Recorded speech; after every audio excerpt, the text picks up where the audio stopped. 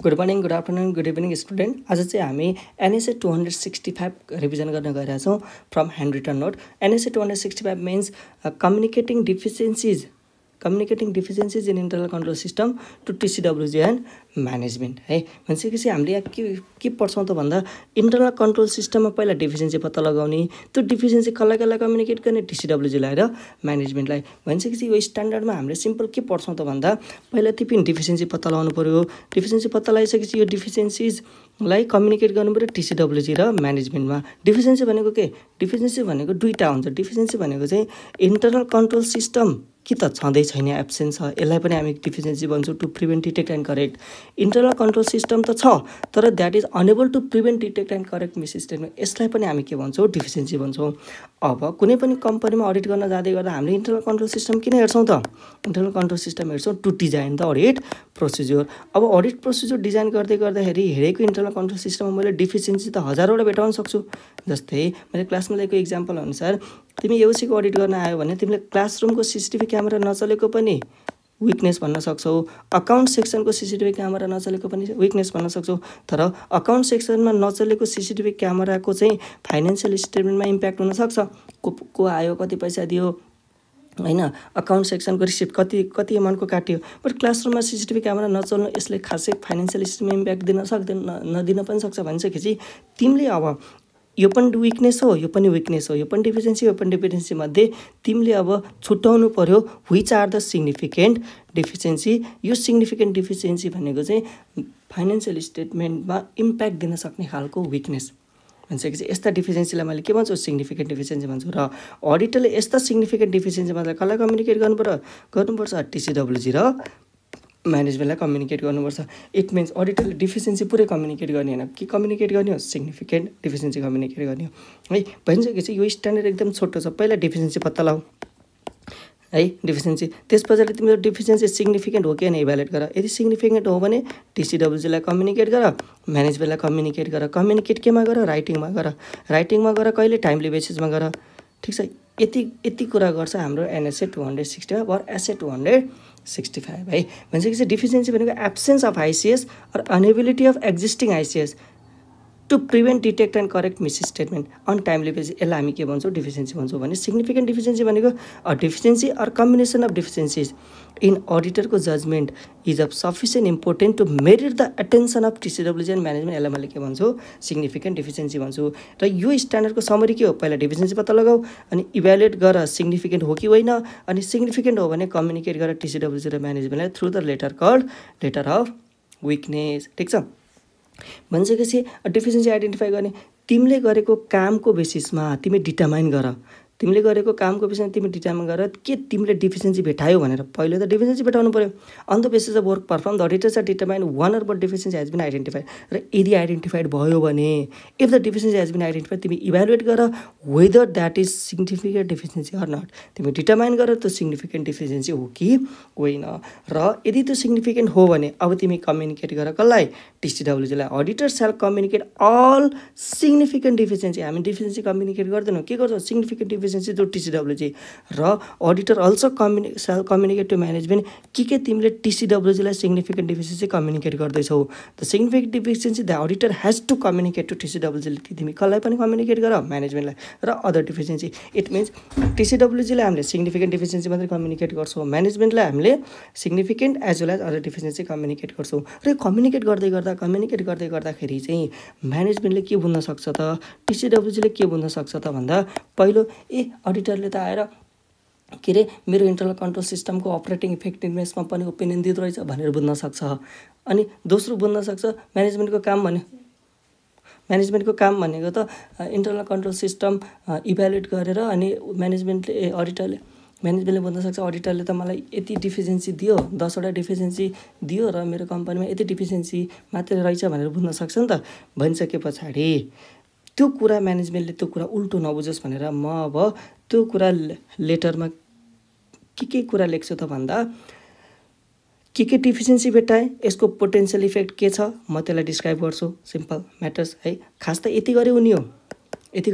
तर म्यानेजमेन्टले अथवा टिसिडब्ल्युजीले हामीले गरेको कम्युनिकेसनमा उल्टो बुझिदिन सक्छ त, उल्टो नबुझोस् भनेर म धेर सफिसियन्ट इन्फर्मेसन दिन्छु to enable TCWG to understand the context of communication that the purpose of audit is to express an opinion on financials. म यो कुरा लेखिदिन्छु केमा, त्यो लेटरमा।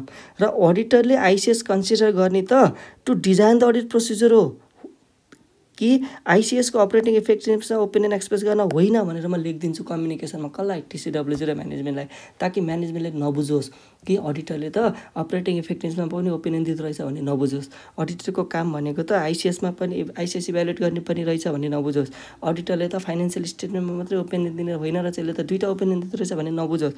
र म्यानेजमेन्टले अर्को के कुरो बुझ्न सक्छ त भन्दा अडिटरले जुन यो लेटर अफ विकनेसमा दिएको 10वटा डिफिसियन्सी छ, यति नै होला मेरो कम्पनीमा डिफिसियन्सी भनेर बुझ्न सक्ला। जस्तै तिमी एओसीको अडिटर भएर आउँदै गर्दा यो मलाई भन्यो मैले यो हाम्रो अकाउन्ट सेक्सनको सिसिटिभी क्यामेराले काम गराएछ नि, यो हुने बित्तिकै को विद्यार्थी आयो, कसले कति पैसा दियो थाहा हुँदैन भनेर भन्यो, र मैले यो बुझ्नु भएन कि यो मेरो कम्पनीमा यो सिसिटिभी क्यामेरा एओसीको अकाउन्ट सेक्सनमा मात्रै नचलेको भनेर बुझ्न सक्छ नि, त्यो होइन भनिदिनु पऱ्यो। तिमीले भन्नु पऱ्यो the matters being reported are limited to those deficiencies that the auditor has identified and concluded significant. यो त मैले के कम्युनिकेट गर्दैछु, मैले 1000वटा डिफिसियन्सी भेटाएको मध्ये जुन मलाई सिग्निफिकेन्ट लाग्यो त्यो मैले कम्युनिकेट गर्दैछु होइन। यी कुराहरू हामीले त्यो कम्युनिकेसनमा लेखिदिनु पऱ्यो। भनिसकेपछि हामीले दुईवटा कुरा, एउटा 1 नम्बरमा यो कुरा लेख्नै पऱ्यो, यो गल्ती यसको इफेक्ट हो, यो गल्ती यसको इफेक्ट हो, यो विकनेस यसको इफेक्ट हो, यो विकनेस यसको इफेक्ट हो भनेपछि description of deficiencies and explanation of potential effect, यो त लेख्नु पऱ्यो। तर यो लेख्दै गर्दा म्यानेजमेन्टले यी 3टा कुरा उल्टो बुझिदिन सक्छ। तिमी यो 3टा कुराको पनि के गरिदेऊ, सफिसियन्ट इन्फर्मेसन देऊ to enable TCWG to understand तलका कुरा। र सिग्निफिकेन्ट डिफिसियन्सिज भएको इन्डिकेटरहरू के हुन् त है, यो इक्जाममा आएको भेरी भेरी इम्पोर्टेन्ट छ। जस्तै अडिटरले भेट्टाएको गल्ती म्यानेजमेन्टले भेट्टाइरहेको छैन, that is the significant deficiency. खास त कुनै पनि संस्थामा आइसिएस स्ट्रङ हुनु भनेको त गल्ती हुनै नदिने होइन, गल्तीलाई प्रिभेन्ट गर्ने, गल्ती भइहाल्यो भने डिटेक्ट गर्ने, अनि डिटेक्ट भइसकेपछि करेक्ट गर्ने हो नि। अनि कुनै कम्पनीको आइसिएस स्ट्रङ हुनु भनेको त गल्ती नै नभेटिनु हो नि। तर तिमी अडिट गर्न गइरहेछौ, पुरा गल्ती भेट्यौ, it means this is ICS weak भएको इन्डिकेसन होइन र हो, द्याट इज सिग्निफिकेन्ट डिफिसियन्सीको इन्डिकेटर। और अघिल्लो वर्ष म्यानेजमेन्टले गरेको गल्तीहरू आज भेट्टाएर फाइनेन्सियल स्टेटमेन्ट रिस्टेट गरिरहेछ। जब 2 वर्षको गल्ती पहिला 2 वर्ष पहिलाको गल्ती आज भेटिरहेछ भने त अहिलेको गल्ती 2 वर्ष पछाडि भेटिन सक्छ। That is the indicator of significant deficiency. और म्यानेजमेन्टलाई तिमीले यो सिग्निफिकेन्ट रिस्क हो भनेर तिमीले आइडेन्टिफाई गरेर दियो, म्यानेजमेन्टको रेस्पोन्स नै इनइफेक्टिभ छ। ए हो तिमीले सर यो कम्पनी यस्तो गऱ्यो भने त फ्रड हुनसक्छ नि, इम्प्लोइले यसरी फ्रड गर्न सक्छ भनेर भनिरहेछौ, म्यानेजमेन्ट खामोस छ, चुपचाप छ, द्याट इज इनइफेक्टिभ रेस्पोन्स भने तिमी त्यसलाई के मान्नु, सिग्निफिकेन्ट डिफिसियन्सी मान्नु है।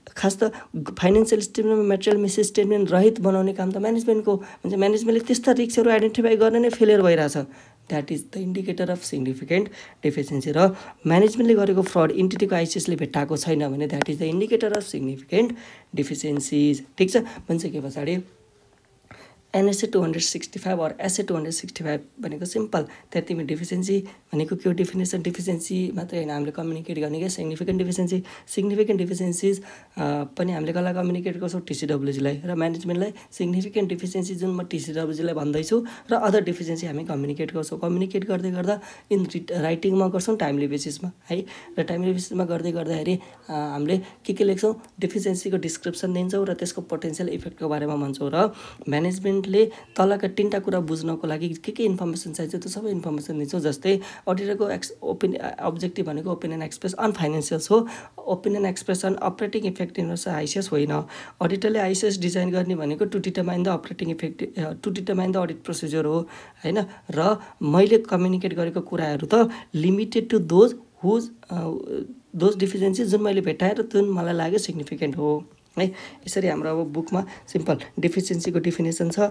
डिफिसियन्सी भनेको के त, अनेबल अर मिसिङ, यो दुइटालाई हामीले डिफिसियन्सी भन्छौँ। सिग्निफिकेन्ट भनेको अडिटरको जजमेन्टमा के छ त भन्दा डिफिसियन्सी अनि which is sufficient important to merit the attention होइन। Auditor need to consider in the control system to design the appropriate audit procedure but not for the process of expressing an opinion. ठिक छ, अनि requirement पहिला deficiency identify गर, अन्त basis of work perform तिमीले deficiency भेटाऊ, र deficiency भेटाइसके पछाडि तिमी त्यसलाई डिटरमाइन गर whether they constitute significant or not. Communicate गर इन राइटिङमा गर्नु पऱ्यो के त, to TCWG all the significant deficiencies on timely basis. Auditor shall also communicate management at appropriate level. Management on timely basis के significant deficiencies र other deficiencies र के कुरा इन्क्लुड गर्नु पर्यो दुईटा कुरा पहिलो त डिफिसियन्सीको डिस्क्रिप्सन र पोटेन्शियल इफेक्टको एक्सप्लेनेसन र यो तीनटा कुरा एक्सप्लेन गर्नको लागि तिमीले sufficient information to enable TCWG to understand the कि द पर्पज अफ अडिट अनि अडिटरले आइसिएस कन्सिडर गर्ने भनेको to design the audit procedure हो but not for the purpose of expressing an opinion र matter being reported are limited to those भनेर भयो अनि त्यस पछाडि हाम्रो इन्डिकेटर्स अफ सिग्निफिकेन्ट डिफिसियन्सी यो कपीबाट पढ्नु यसरी हाम्रो रिभिजन पनि सकिन्छ अल द बेस्ट राम्रोसँग पढ्ने बाई बाई